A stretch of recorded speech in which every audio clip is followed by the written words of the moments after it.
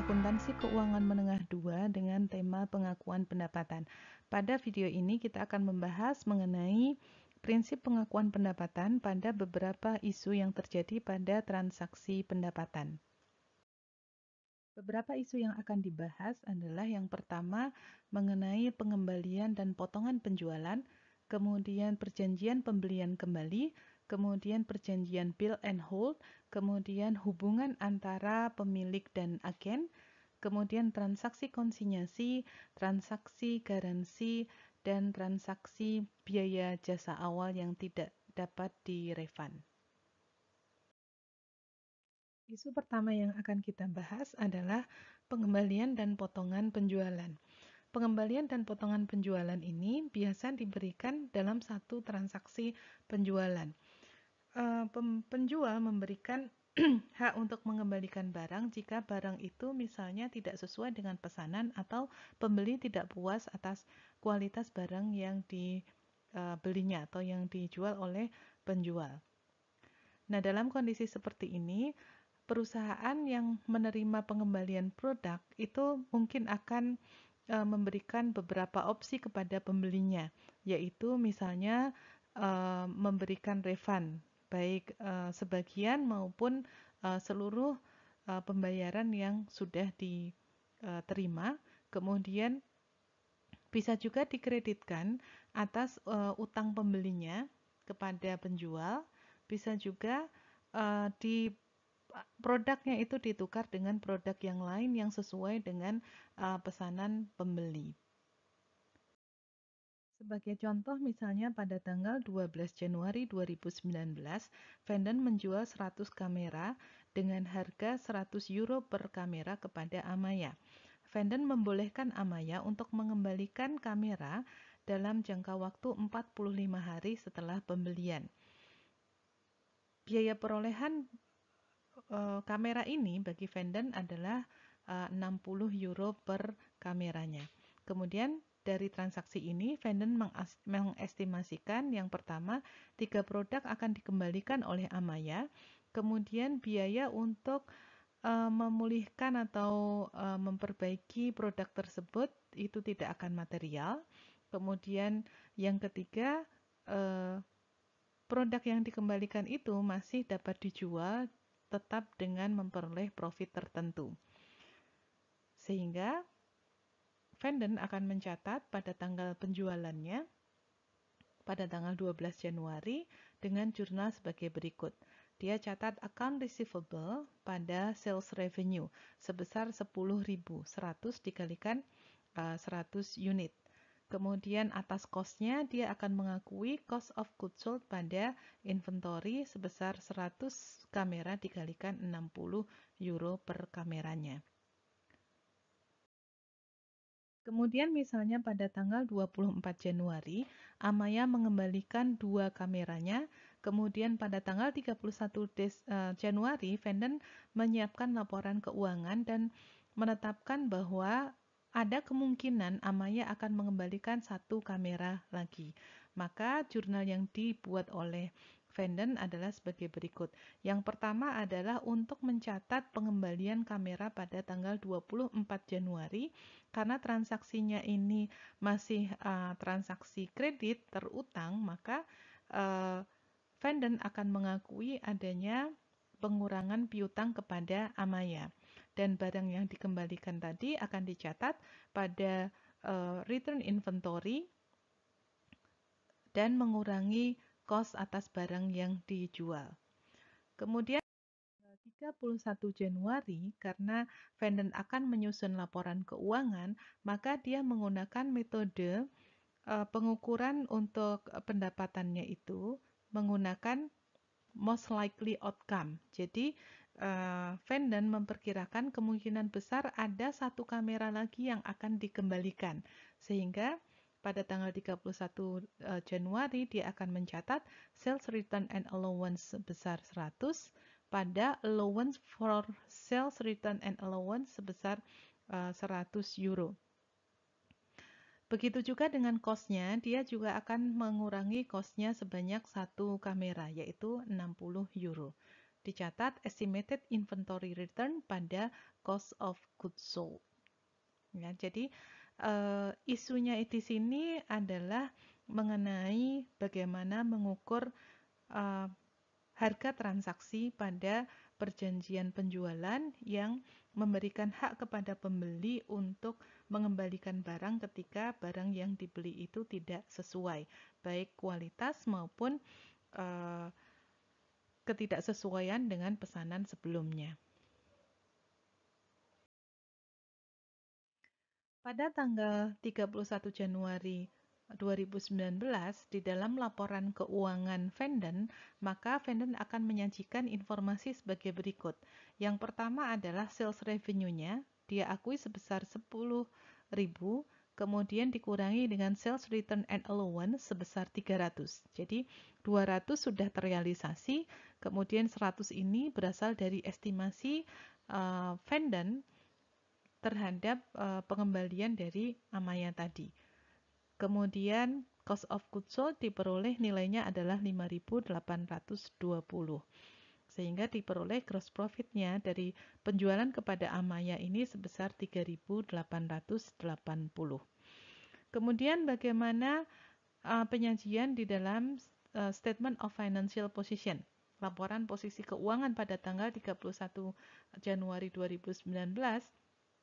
Venden akan menyajikan saldo piutang kepada Amaya itu sebesar 9.800 karena tadi piutang kepada Amaya itu sudah dikurangi sejumlah barang yang sudah terrealisasi dikembalikan, kemudian dikurangi lagi dengan perkiraan pengembalian barangnya sebesar 100. Jadi net piutangnya kepada Amaya sebesar 9.700.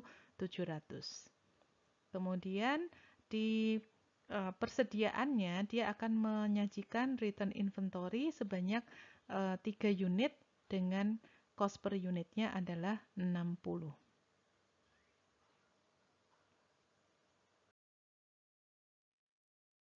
Kita lanjutkan ilustrasinya bagaimana jika transaksinya itu adalah transaksi secara cash.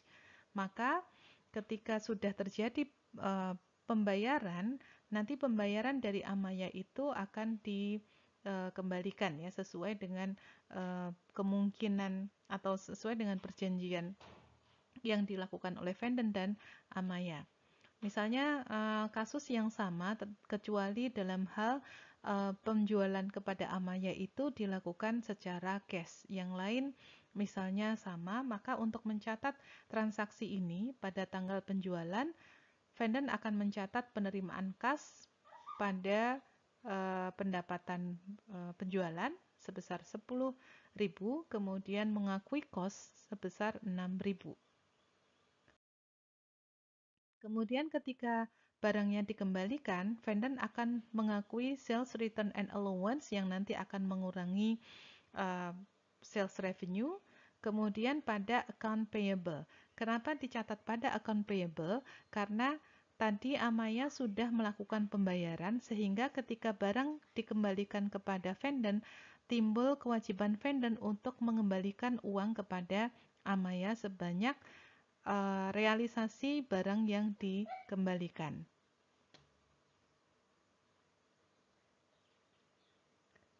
Untuk pengakuan cost-nya sama, return inventory pada cost of goods sold sebesar 120. Pada tanggal 31 Januari ketika Venden memperkirakan bahwa masih ada satu barang lagi yang akan dikembalikan oleh Amaya, dia akan mencatat sales return and allowance pada account payable sebesar 100 euro. Kemudian untuk mencatat kamera yang dikembalikan, dia akan mencatat estimated inventory return pada cost of goods sold. Sehingga total account payable yang diakui Venden kepada Amaya sebanyak 300 euro. Nah, penyajian di dalam laporan keuangannya adalah sebagai berikut. Sales revenue-nya sama dengan kasus tadi penjualan kepada Amaya itu secara kredit sebanyak 10.000, sales return and allowance juga sama, net sales-nya juga sama, cost of goods sold-nya sama. Jadi ini akan menyajikan informasi di dalam laporan laba rugi, pengaruhnya sama, baik ketika penjualannya itu secara cash atau secara kredit. Kemudian di dalam laporan posisi keuangan, cash yang diperoleh dari Amaya secara total masih ada 10.000 ya. Jadi karena Vanden belum mengembalikan uang kepada Amaya, kemudian return inventory sebanyak 180 euro dan mengakui utang kepada Amaya sebanyak 300 euro. Isu yang kedua adalah bagaimana mengenai perjanjian untuk membeli kembali. Jadi dalam satu transaksi penjualan itu bisa saja dua pihak yang melakukan jual beli ini melakukan perjanjian bahwa barang yang dijual nanti pada waktu tertentu itu akan dibeli kembali oleh si penjual. Dan hak atau kewajiban untuk membeli barang ini atau aset ini pada waktu yang akan datang itu dilakukan tanpa syarat.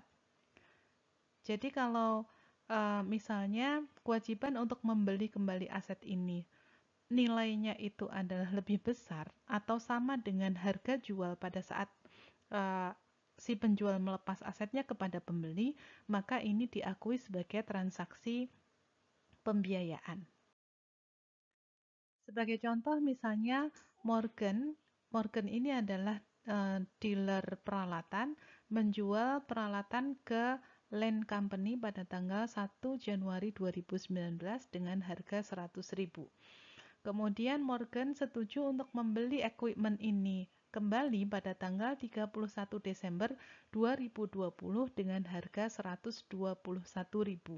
Maka dalam hal ini sebenarnya tidak ada transaksi penjualan antara Morgan dan Lane, tetapi transaksinya ini diakui sebagai transaksi pembiayaan. Nah, ketika transaksinya ini diakui sebagai transaksi pembiayaan, maka jurnal yang dicatat oleh Morgan adalah jurnal pembiayaan ya, atau pinjaman uang kepada Lane. Dia akan mencatat penerimaan kasnya itu sebagai kewajiban kepada Lane.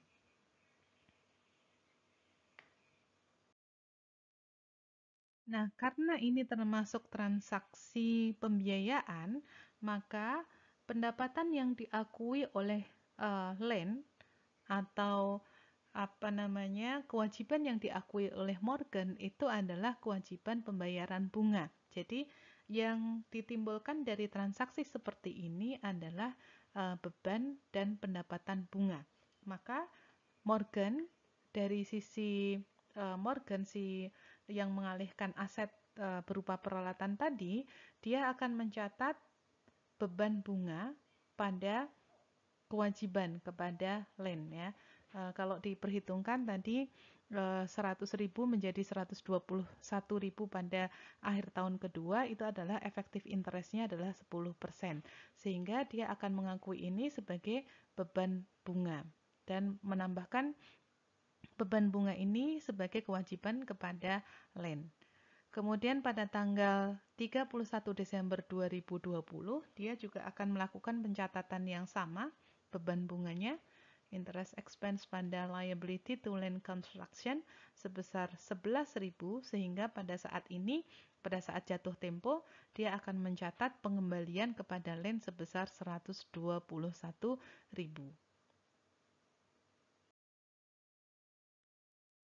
Isu selanjutnya adalah ketika ada perjanjian bill and hold. Maksudnya bill and hold itu seperti apa? Kontrak bill and hold ini adalah kontrak di mana si customer pelanggan itu sudah menerima tagihan atas produk yang masih ditahan oleh penjual sampai pada waktu tertentu. Jadi barang yang dijual itu masih ada di penjual karena sesuatu hal, tetapi customernya, pelanggannya itu sudah menerima pengalihan hak milik dan sudah bisa ditagih oleh penjualnya.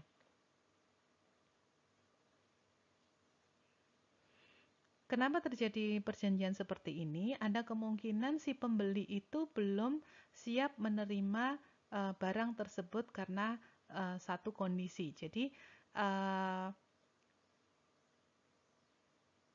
penahanan barang di penjual itu atas permintaan pembeli dalam hal ini. Sebagai contoh misalnya, butler menjual fireplace, mungkin ini semacam peralatan dapur gitu ya, pada harga 450.000, dan fireplace ini cost-nya, harga perolehannya adalah 280.000 bagi butler. Kepada Baristo ini adalah coffee shop pada tanggal 1 Maret 2019. Baristo ini merencanakan mungkin ini semacam tungku gitu ya. Tungku perapian itu akan ditempatkan di lokasi coffee shop-nya ya. Di lokasi coffee shop-nya. Tetapi dengan melakukan perjanjian bahwa baristo itu baru akan minta butler mengirimkan fireplace ini jika lokasinya sudah siap. Jadi ada persyaratan gitu ya, ada perjanjian, tunggu dulu coffee shopnya siap, baru nanti barangnya itu dikirimkan kepada pembeli.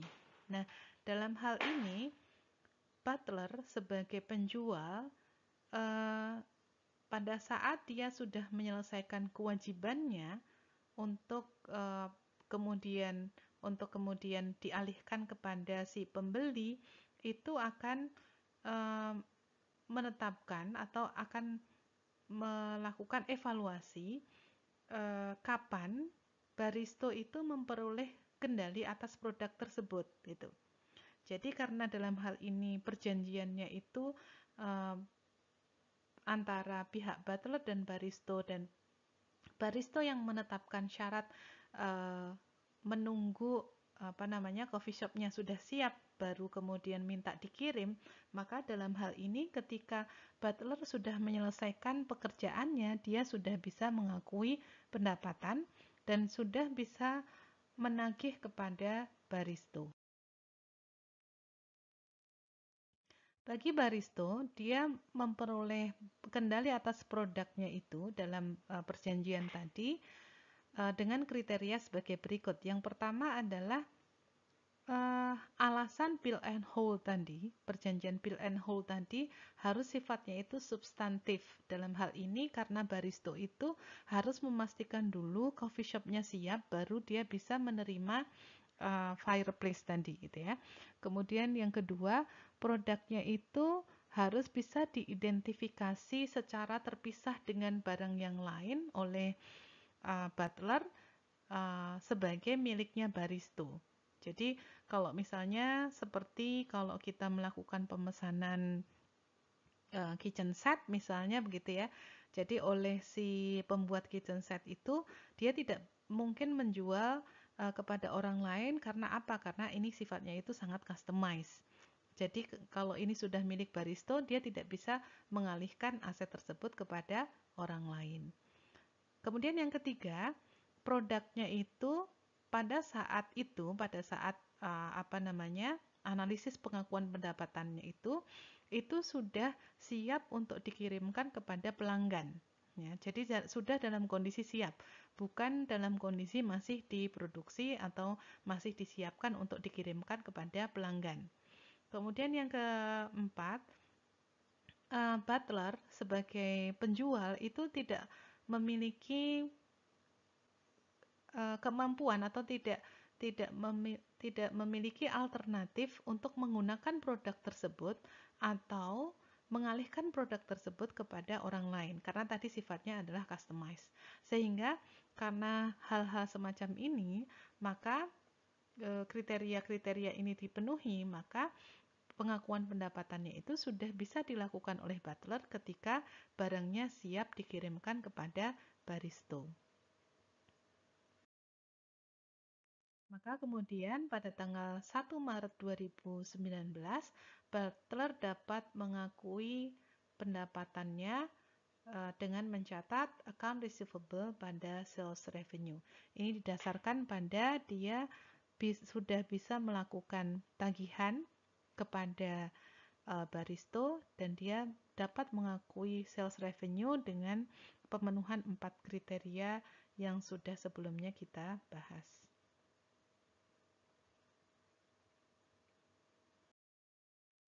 Isu selanjutnya yang kita bahas adalah mengenai hubungan antara penjual dan agennya. Kewajiban penjual adalah untuk menyediakan barang atau jasa kepada pelanggan, sedangkan kewajiban agen adalah mengatur supaya penjual atau prinsipal atau pemilik menyediakan barang atau jasanya kepada pelanggan. Contohnya adalah misalnya perusahaan travel. Perusahaan travel itu merupakan agen bagi perusahaan penerbangan. Kemudian contoh yang lain adalah Priceline. Ini merupakan agen, itu memfasilitasi penjualan jasa sewa mobil dari Hertz. Hertz ini merupakan prinsipalnya. Jadi hubungan prinsipal dan agent di sini adalah yang satu punya kewajiban untuk menyediakan barang atau jasa kepada pelanggan, sedangkan agen itu yang mengatur penyediaan barang atau jasa dari prinsipal kepada customer-nya. Pendapatan dari agen itu adalah jumlah komisi yang dialokasikan oleh prinsipal kepada agennya. Transaksi selanjutnya yang akan kita bahas adalah transaksi konsinyasi.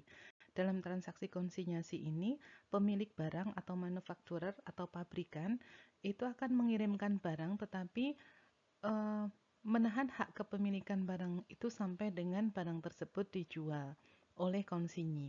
Dalam hal ini, manufakturer atau pabrikan berlaku sebagai consignor dan penjual itu berlaku sebagai consignee yang berperan sebagai agen bagi konsainer untuk menjual barang yang dimilikinya. Yang mengakui profit atas penjualannya ini adalah konsainer, sedangkan konsinyi biasanya mendapatkan komisi dari penjualan yang berhasil dilakukan oleh konsinyi tersebut. Sebagai contoh misalnya, Nelban Manufacturing mengirimkan barang dagangannya kepada Best Value Store sejumlah 36.000. Kemudian Nelba membayar biaya angkut sebesar 3.750.000 dan Best Value membayar 2.250 untuk mengiklankan barang tersebut yang nantinya dapat di-reimburse ke Nelba. Pada akhir periode, Best Value berhasil menjual 2/3 dari barang yang dititipkan oleh Nelba sebesar 40.000. Kemudian Best Value akan memberitahukan kepada Nelba atau memberikan laporan kepada Nelba dan menahan 10% dari penjualan tersebut sebagai bagian dari pendapatan komisi dari Nelba dan mengirimkan sisa kasnya itu kepada Nelba. Bagaimana jurnal yang diperlukan untuk transaksi ini? Pertama adalah pada saat Nelba mengirimkan barangnya kepada Best Value. Karena dalam transaksi konsinyasi ini pemilik barang atau consignor atau dalam hal ini manufakturer itu masih menjadi pemilik barangnya, maka consignor akan mencatat barang yang dikirimkan kepada konsinyi itu dicatat sebagai misalnya inventory on consignment. Ini hanya untuk memisahkan dari barang yang sudah jadi dengan barang yang sudah dikirimkan kepada konsignee. Sedangkan konsignee dalam hal ini adalah best value tadi, itu tidak akan mencatat jurnal, tetapi mungkin dia akan memiliki memo untuk mencatat pergerakan barang dari consignor dan pergerakan barang kepada pelanggan. Kemudian atas freight cost yang dibayarkan oleh Nelba, Nelba akan mencatat itu sebagai bagian dari cost of inventory. Jadi dia akan mencatat inventory on consignment pada cash sebesar 3.750. Kemudian ketika best value membayar biaya untuk iklan atas barang yang dititipkan oleh Nelba tadi, maka dia akan mencatat, karena ini sifatnya itu bisa di reimburse, maka dia akan mencatat receivable from consignor pada cash. Ini nanti biasanya dengan dana yang harus dikirimkan atau diperhitungkan dari penjualan yang berhasil dilakukan oleh best value kepada customer-nya. Kemudian ketika best value berhasil menjual produk ini kepada pelanggan, maka dia akan mencatat penerimaan cash tersebut sebagai utang atau sebagai bagian dari kewajiban best value kepada Nelba, sehingga dia akan mencatat cash pada payable to consignor sebesar 40.000. Kemudian di akhir bulan, misalnya periode tertentu yang disepakati, best value akan melaporkan kepada Nelba mengenai kinerja penjualannya.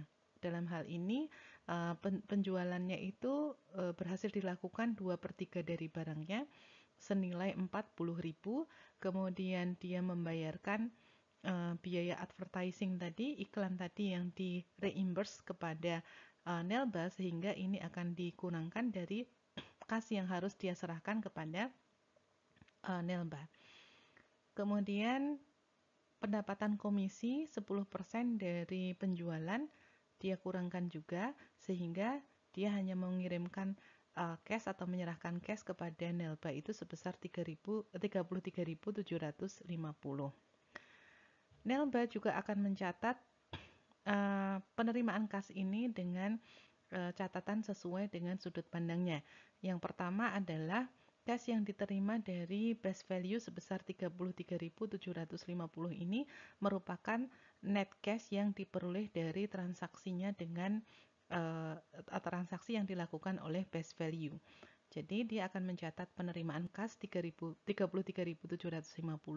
kemudian dia akan mencatat beban iklan sebesar 2.250, kemudian beban komisi yang dia bayarkan ke best value sebesar 4.000, dan mengakui pendapatan dari penjualan konsinyasi sebesar 40.000.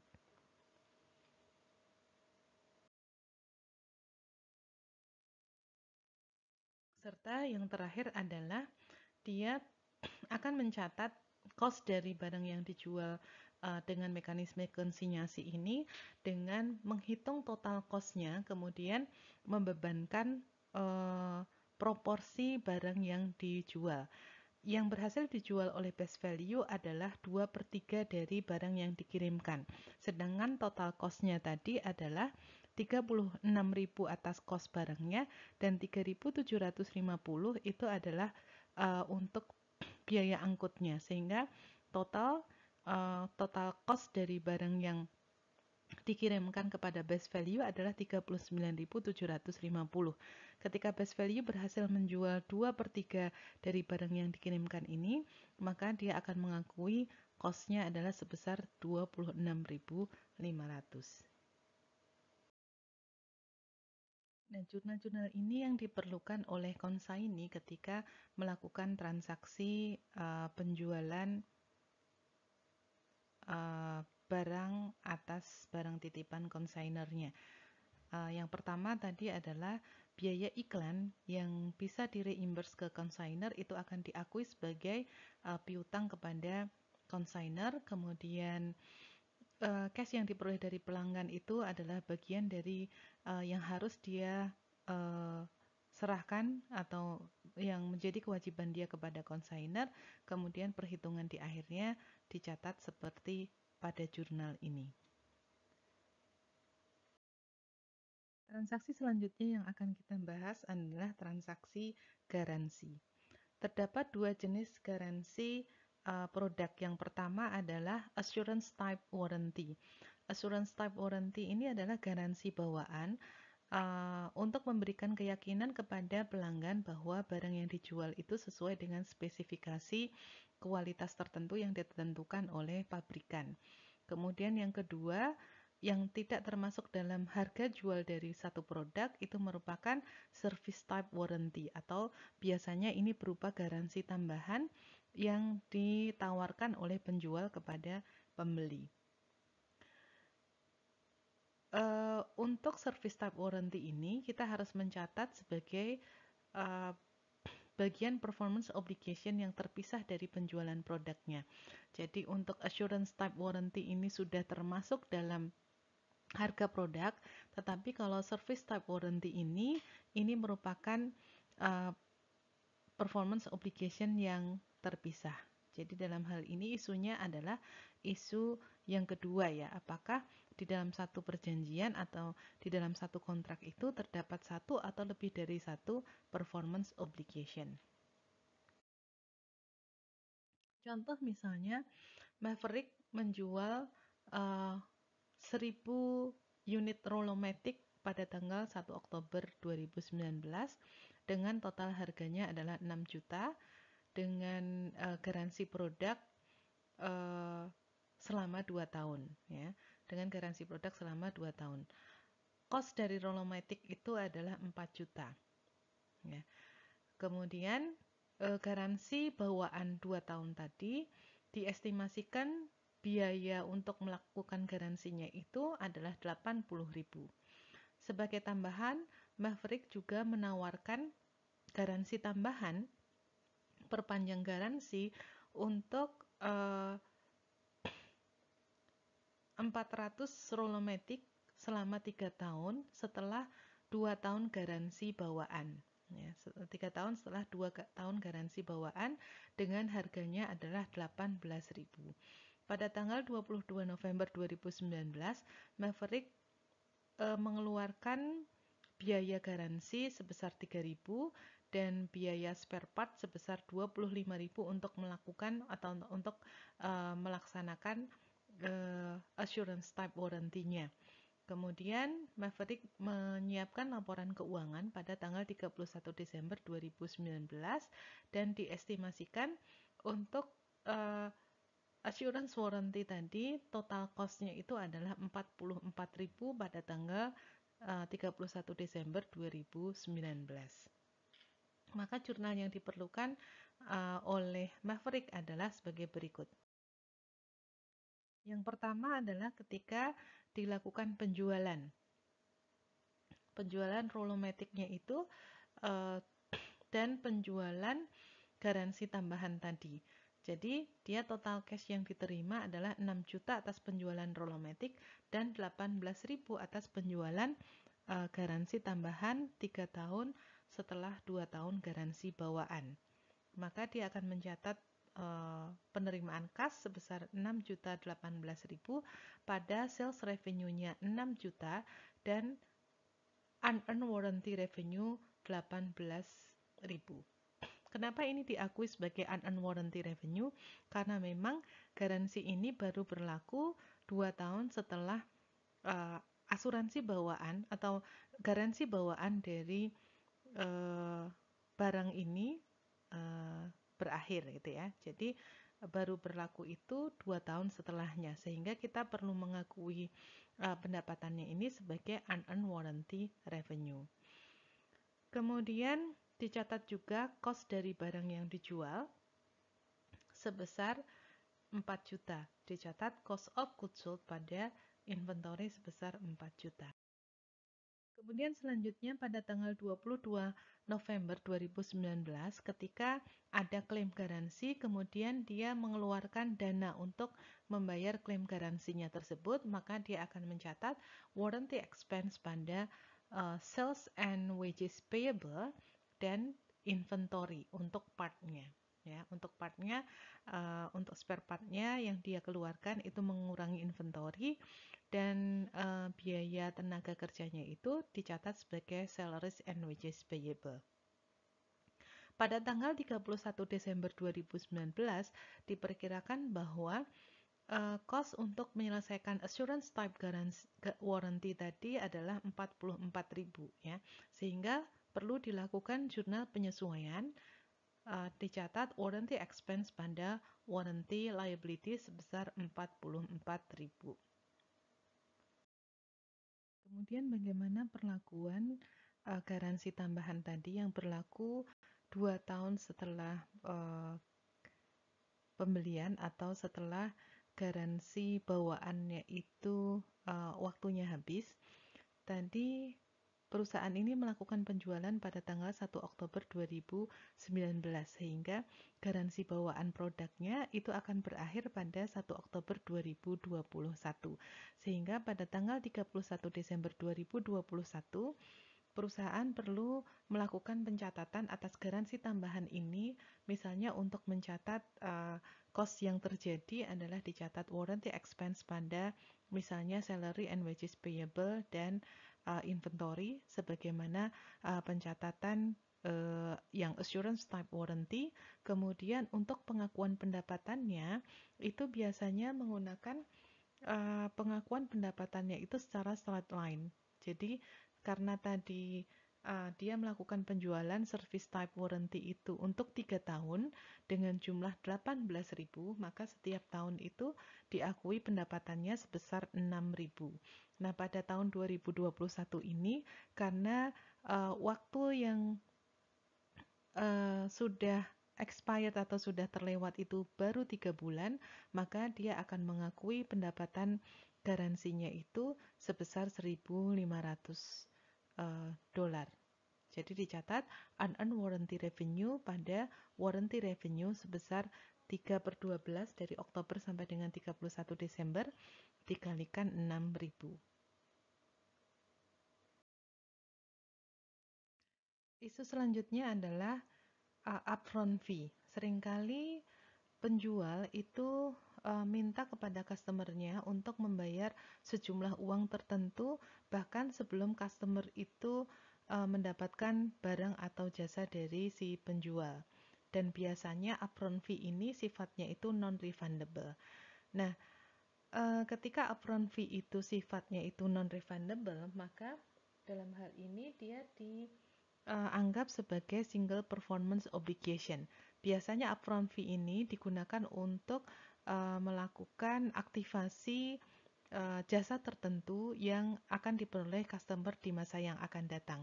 Jadi nanti upfront fee ini sangat tergantung pada berapa lama uh, si customer itu mendapatkan layanan dari penjualnya gitu.